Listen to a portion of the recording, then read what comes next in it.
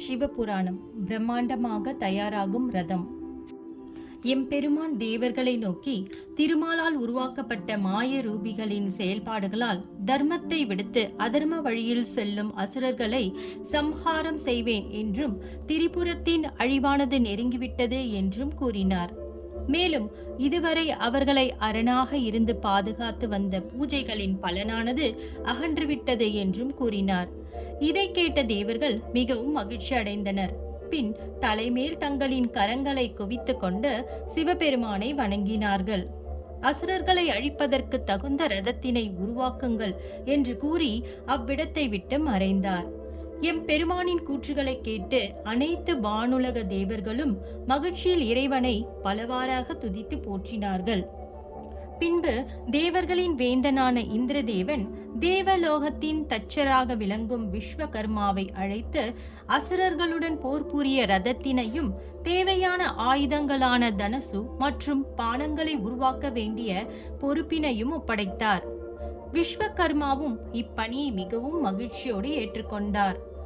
திரிபுரர்களை அழைப்பதற்காக எம்பெருமான் அமர்ந்து போர் புரிவதற்கு தேவையான ரதத்தை உருவாக்கும் பொருட்டு தேவர்களின் சிற்பிகளாக விளங்கக்கூடிய விஸ்வகர்மா தன்னுடைய முழு படைப்பு திறனையும் புகுத்தி அனைத்துலகிற்கும் மகாதேவராக இருக்கும் தேவர்களுக்கு எல்லாம் தேவராகவும் அசுரர்களுக்கு எல்லாம் அசுரர்களாகவும் பிரபஞ்சத்தை தன்னுள் உள்ளடக்கிய சிவபெருமானுக்காக காலத்தை சிந்தையில் கொள்ளாமல் நுட்பமான செயல்பாடுகளால் உருவாக்கினார்.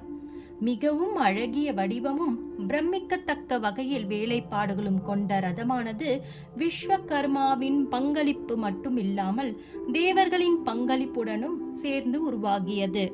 எம்பெருமான் போர் புரிய தனித்துவமாக உருவாக்கப்பட்ட ரதமானது 14 உலகத்தில் இருந்து கிடைக்கப்பெற்ற பொன்னை கொண்டும், ரதத்தின் சக்கரங்கள் என்பது வெப்பமும் குளுமையும் கொண்டதுமாகவும், அதாவது ஆதவன் வலது புறமாகவும் சந்திரன் இடது புற சக்கரங்களாகவும் விளங்கின.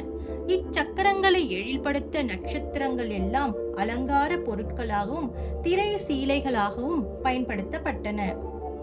மந்திரக்கிரியே மலை ரதமாகவும், அந்த ரதத்தின் சக்கரங்களில் இருசுகளாக வண்டியச்சு, அஸ்தரிகிரியும் உதயகிரியும் விளங்கின. ஆகாயத்தை தொடும் விந்திய மலையானது ரதத்தின் நிழற்குடையாகவும், அந்த குடையை அழகுடன் காட்ட மந்திர மலையானது குடையில் உள்ள கொம்பாகவும், திசைகள் யாவும் ரதமானது பயணிகளுக்கு தடமாகவும், பிரம்மதேவர் ரதத்தின் சாரதியாகவும் அமர்ந்து அயத்தினை குதிரையினை கட்டப்படுத்தவும் கடிவாளத்தை கையில் ஏந்தினார். பிரணவம் என்பது அயத்தினை வேகப்படுத்த பயன்படும் சாட்டையாகவும், வேதங்களாக ரிக், யஜர், சாம மற்றும் அதர்வன 4 ரதத்தினை இழுத்துச் செல்லும் அயங்கள் ஆயின.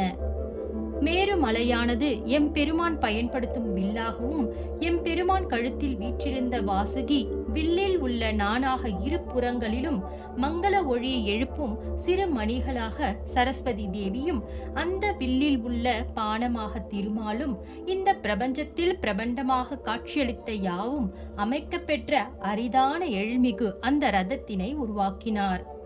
பின்பு தன்னுடைய வாழ்க்கையின் பயனை அடைந்ததாக இந்த ரதத்தினை உருவாக்கிய விஸ்வகர்மா எண்ணினார்.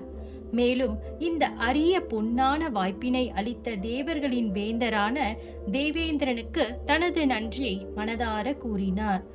ஓம் நம சிவாய.